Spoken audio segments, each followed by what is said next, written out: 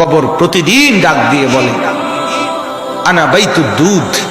প্রত্যেকের কবর প্রত্যেককে ডেকে বলে, ও আল্লাহর বান্দা, জানো আমি পোকামাকড়ের ঘর, পোকামাকড়ের ঘর। তুমি তো সেই বান্দা যে একটা মশা কানের পাশ দিয়ে উড়ে গেলে তোমার ঘুম বন্ধ হয়ে যায়, চোখ মিলে যায়।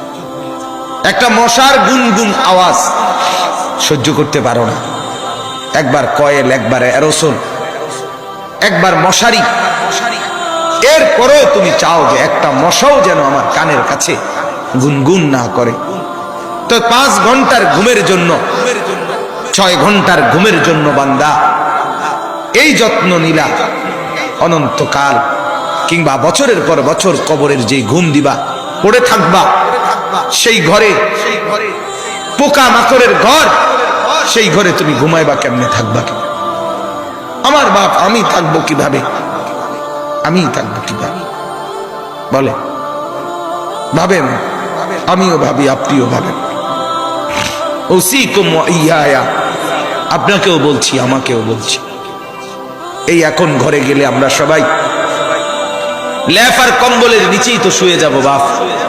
কিন্তু একবার ভাবেন তো, যার মা কবরে, মার কবরে লেপ কম্বল আছে কিনা? যার বাপ কবরে আছে এই মুহূর্তে, বাপ আপনি ভাবেন তো।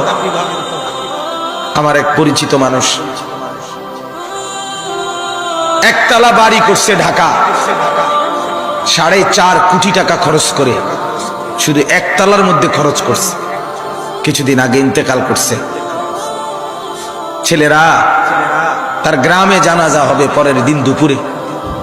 সন্তানরা ওই শেষ রাতটা হাসপাতাল থেকে লাশটা বাড়িতে আনে নাই, ওই 4.5 কোটি টাকার বিল্ডিং এ রাখে নাই, হাসপাতালেই রেখে দিছে।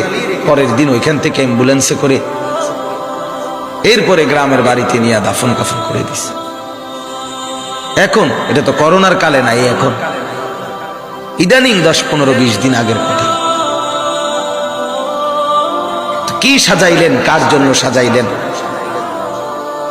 কি বুঝলেন, কি ভাবলেন? আপনি ভাবেন। এজন্য কবর প্রতিদিন বলে, বান্দা তুমি কেমনে থাকবা? অগণিত পোকা মাকড়, অগণিত পোকা মাকড় তোমাকে ঘিরে ধরবে, কেমনে থাকবে?